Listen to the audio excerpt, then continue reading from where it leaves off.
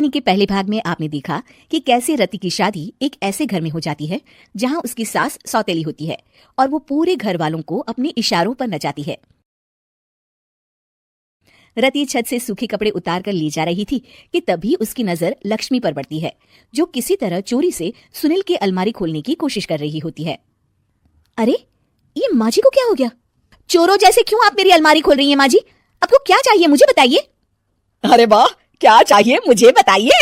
अरे मैं इस घर की मालकिन हूँ, पूरा घर मेरे इशारों पर नाचता है और तुम्हें बताऊं कि मुझे क्या चाहिए?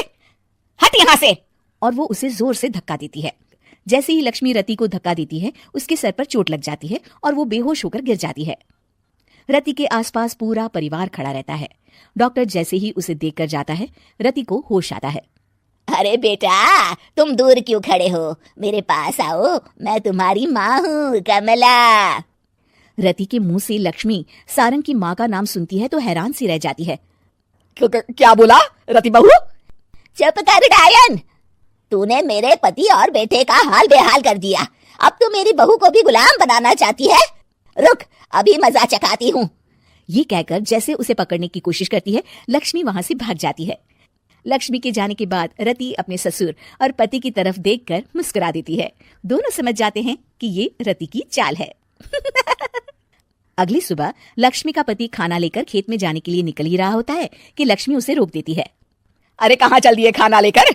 आज घर का काम कौन करेगा? तभी पीछे से रति आ जाती है और जोर से चिल्लाती है। कौन इनको काम पर जाने से रोक रहा है? मैं अभी उसे मजा चखाती हूँ। जैसे ही रति लक्ष्मी की तरफ बढ़ती है, लक्ष्मी घबरा जाती है। मैं तो मजाक कर रही थी बहन, आखिर मैं कौन होती हूँ रोकने वाली? मैं तो बस ये पूछ रही थी कि घर का काम कौन करेगा। कौन क्या? तू करेगी। चल उठा झाड़ू और शुरू हो जा। लक्ष्मी पूरे घर में झाड़ू पोछा लगा रही होती है कि अचानक सामने सारंग खड़ा हो जाता है। अच्छा माँ, मैं काम पर जा रहा हूँ। रति के मामा की फैक्ट्री है, मैं वहां आज से मैनेजर के तौर पर काम करूंगा, सैलरी भी अच्छी है। अरे सारंग, तुझे क्या जरूरत पड़ गई काम करने की? और बेटा तू बाहर काम करेगा तो इस बड़े से घर को मैं कैसे संभालूंगी? अभी तो पूरा काम बाकी पड़ा है। तभी वहां रति आ जाती है। अरे बेटा सारंग, जा, नौकरी पे जा रहा है ना, जा। और हाँ, आते वक्त घर के लिए सब्जियां ले आना। ये लक्ष्मी बैठी बैठी मोटी हो रही है, जरा काम भी तो कर ले। सारंग के जाने के बाद, अच्छा लक्ष्मी, सुन जरा यहाँ। लक्ष्मी अपनी बहू रति को सारंग की पहली माँ जो मर गई है वो समझकर उसके पास जाती है। अरे बहन, ऐसा क्या हो गया जो तुम्हें वापस आना पड़ा? मैं तो बड़े ही प्यार से इस परिवार को चला रही थी। प्यार से तो मैं बहुत साल से तुझे मजा चखाना चाहती थी, लेकिन किसी औरत का शरीर मुझे नहीं मिल रहा था प्रवेश करने के लिए। अब से ना मैं बहू के शरीर में रहूंगी। और हाँ, तूने कोई भी चालाकी दिखाई या मेरे घर के लोगों को परेशान करने की कोशिश की तो तेरा गला दबा दूंगी।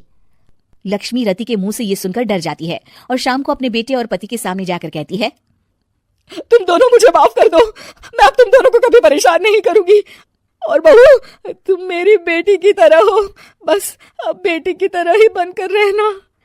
लक्ष्मी उन लोगों को इतना कहकर वहां से चली जाती है और उसके जाने के बाद तीनों एक दूसरे की तरफ देखकर हंस देते हैं।